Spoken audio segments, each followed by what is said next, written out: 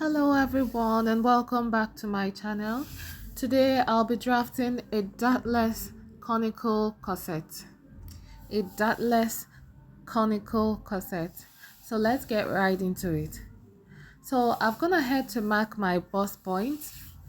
This is my bust point. I mark it and then I square it across. Then I'll go ahead and mark my half length, which is my waistline. Here it is 17 inches, so I'll mark it and square it across, just like this.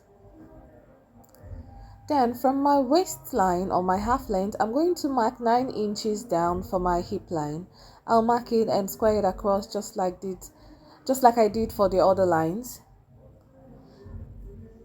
Now it is very important to always label your lines so that you don't get confused while you're drafting. Now I've gone ahead to label my own and I've taken my shoulder measurement and my neck width measurement. At the shoulder I came down by 1 inch, and then I also took my neck depth measurement and connected it to the neck width. Now from the 1 inch I came down from the shoulder, I'm going to mark my armhole depth and I'm going to square it down like this. Now that being done, I'm going to divide the armhole depth by 2, and in the middle I'm going to come in by 0.75 inch and connect like so. Now on the bust line, I'm going to take my bust measurement, which is 9 inches, my waist measurement, which is 7 inches, and hip measurement, which is 10.5 inches. Now I'm going to connect the lines like so. Alright, after I've done that, I'm going to come to my bust line. I'm going to go in by ½ inch from the center. And at that ½ inch mark, I will bring my bra cup. Note, I am doing this with a push-up bra cup. If you're going to do a dartless bra cup, if you're going to do a dartless corset and you're going to draft it using a bra cup, please endeavor to use a push-up bra. So I placed my push-up bra at that ½ inch mark. I came in at my bust line and I traced it out like so. Now after that, I go down to my armhole depth or my chest line, you can call it my chest line. I went down there by 0.75 and connected it to the cup. Now the next thing I'm going to do is to mark the length of my corset. I came down by 5 inches from my waist length to get the length of my corset. Now at the length of my corset, I'm going to go out by 2 inches to the side. This is because I want it to be a conical corset. So that 2 inches line, I connected to the length of my corset that I've already marked. Now at that 2 inches line I came out by, I went up by ½ an inch. This is just because I want it to have a slightly curved shape at that side. You can choose however you want your own to be. You can go up higher than ½ an inch, but this is just the shape I want. So I connect all the lines and I cut out like so.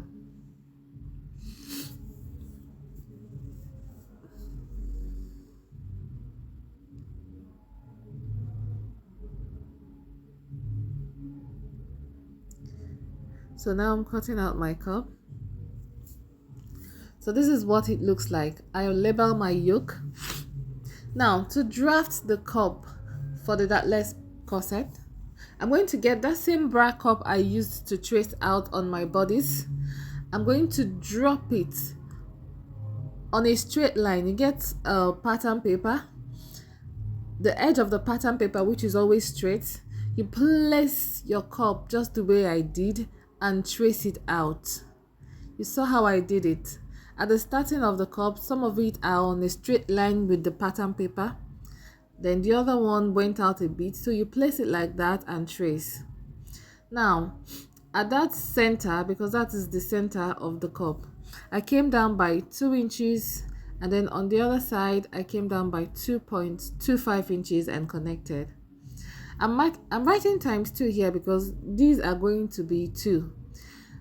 The first one that I'm cutting out now, you're going to cut on fold.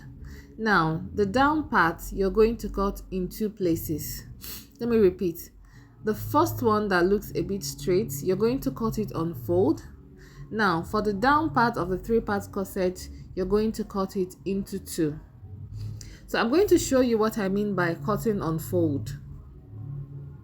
I get it. I'm cutting it as if you're cutting on your fabric already. So I'm adding 0.5 inch allowance all through. I didn't take this measurement, but I just want you to know that if you're cutting on fabric, you're going to add 0.5 inch allowance, like I just did. So then the center is on fold. So this is what I mean when I say you will cut on fold. When you open it up, it is like this. So I label it A. Now this other one, I'm going to cut it into 2 places, B and C, because it's a 3-part corset, So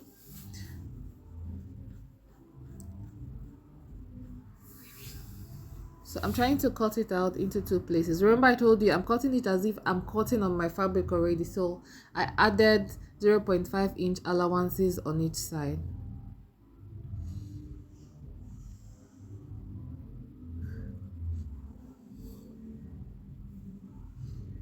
Alright, I'm labeling them. So this arrow will help you to know how to join them because it can get confusing. So you have to label appropriately. So I've labeled A, B, and C.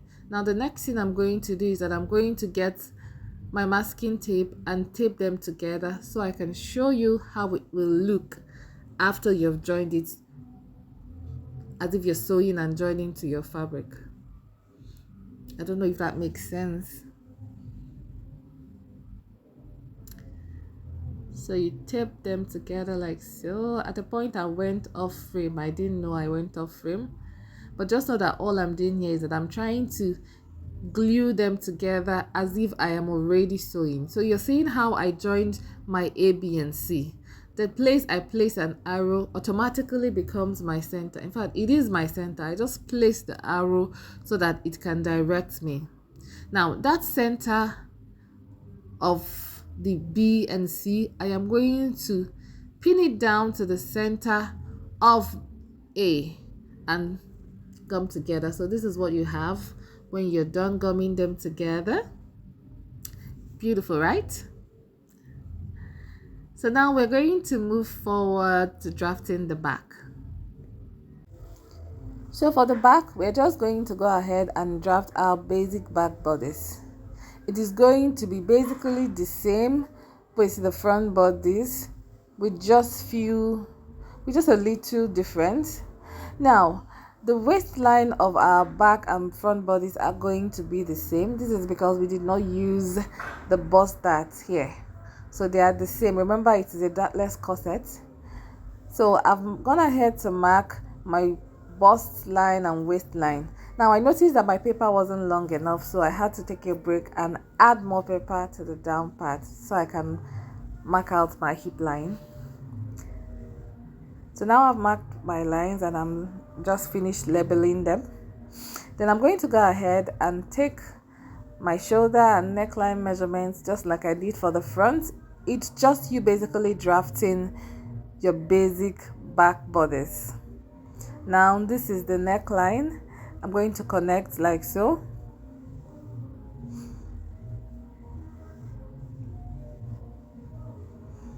Then you go ahead and mark your armhole depth and connect. Now I said that the back has just a little difference from the back, and it is here. So at the armhole, at the center of the armhole depth, instead of going in by 0.75 inch, you go in by 0.5 inch and connect like so. Now I'm going to take my bust measurements, my waist measurements, and my hip measurements and connect like I'm doing now. Alright. So remember that the length of my corset was 5 inches for the front, so I'm maintaining the same 5 inches for the back. This is how you should do yours. Now come out by that same 2 inches you did at the side front. Do the same at the side back and connect like you did the side front.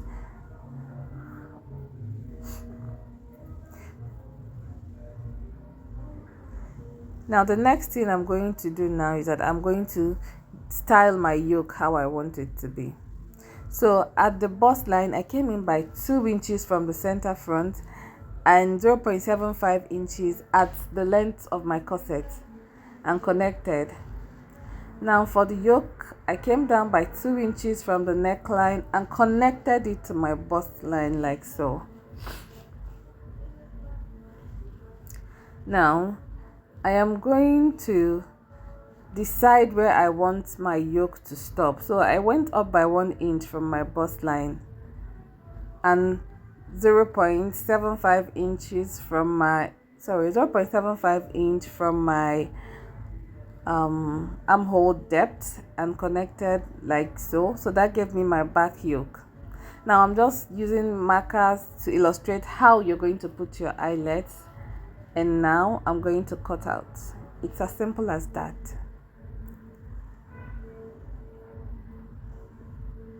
Once you're done cutting, then you're done with your drafting. The next thing you're going to do is to place on your fabric, add your necessary allowances, and cut.